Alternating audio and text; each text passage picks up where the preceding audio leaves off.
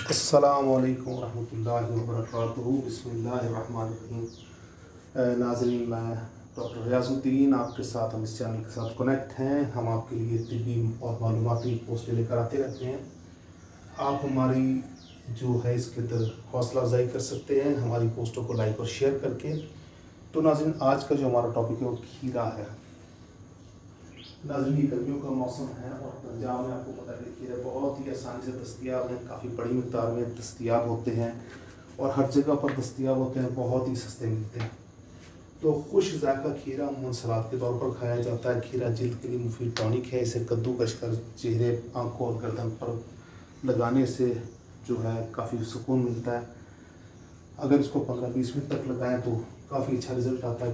खीरे के जूस में लाइम जूस और अर्क गुलाब मिलाकर, लाइम जूस का मतलब क्या होता है, नींबू का जूस, और अर्क गुलाब मिलाकर चेहरे पर मिलने से चेहरे का सूखापन और चिकना जो कॉम्प्लेक्शन होता है वो साफ़ हो जाता है। खीरे का जूस और दूध बराबर मिकदार में लेकर इसमें चंद कतरे अर्क गुलाब मिला दें और 15 से 20 मिनट के लिए चेहरे पर मलें तो हसास जिल्द मुलायम और रोशन हो जाएगी। ये लोशन हल्के ब्लीचिंग एजेंट का काम भी करता है। आंखें बंद करके इनके ऊपर खीरे का स्लाइस काट कर रख दें, 15 मिनट तक रहने दें तो आंखों के गिर्द पड़े हुए जो स्याह हल्के हैं वो कम हो जाते हैं या दूर हो जाते हैं, आंखों में चमक आ जाती है। खीरे का जूस बालों की अफजाइश में भी मददगार है। खीरे में मौजूद दरअसल अशिया शामिल होती हैं: पोटाशियम, सोडियम, मैग्नीशियम, गंधक, क्लोरीन और फ्लोरीन। खीरे के बड़े बड़े टुकड़े काट कर इसे टमाटर, स्याह मिर्च, रोगन जैतून और सफ़ेद सिक्के के साथ मिलाकर लजीज सलाद के तौर पर खाया जाता है। अचार में इस्तेमाल होने वाले खीरे जिसामत में छोटे और ज़्यादा सख्त होते हैं, तहम वो सिर्फ मौसम गर्मा में ही दस्तयाब होते हैं। इन्हें दूसरे खीरों की तरह सलाद के तौर पर भी खाया जा सकता है, अलबत्ता इनका छिलका सख्त होता है और इसे छीलना पड़ता है। अचार के लिए इस्तेमाल होने वाले खीरे निस्बतन पीले होते हैं और कच्ची हालत में इनका जायका कड़वा होता है, जल्द खुश्क हो जाते हैं। अचार बनाने के लिए इन्हें सफ़ेद सिरके में डाला जाता है और इसमें नमक के अलावा चंद अशिया और भी शामिल की जाती हैं। 3 से 4 हफ्तों में अचार तैयार हो जाता है, फिर से रेफ्रिजरेटर में 2 माह तक रखा जा सकता है। खीरा अमूमन कच्चा ही खाया जाता है। इसके बारीक पीस काट कर सलाद को सजाने के लिए इस पर रख दिया जाता है। लंबाई के रुख पर काट कर भी इस्तेमाल किया जा सकता है। खीरे की सब्ज़ी मज़ेदार बनती है। खीरे के प्याले बनाकर इन्हें कच्ची हालत में भी खाया जा सकता है।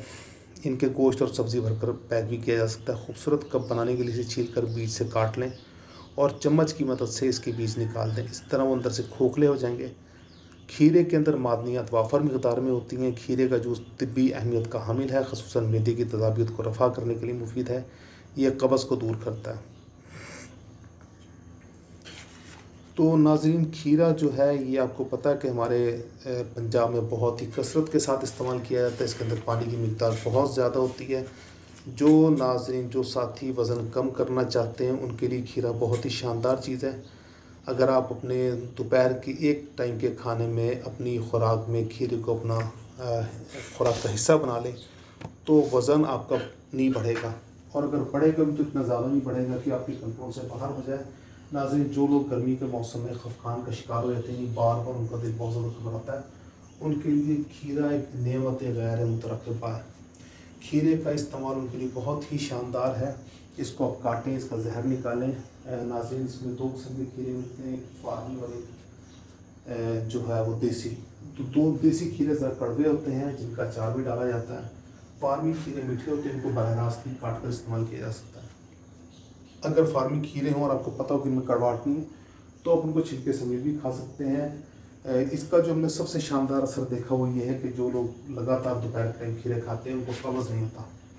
लेकिन नाज़रीन, जब बारिश का मौसम हो और खीरे आपके पास ताज़े ना हो तो आप उनको बिल्कुल भी कतन भी इस्तेमाल नहीं करना, क्योंकि उस सूरत में ये आपको शदीद डायरिया का सबब बनते हैं।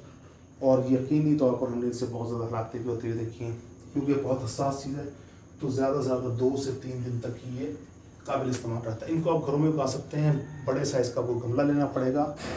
उस गमले के अंदर फरवरी में आपने इसके बीज लाने हैं।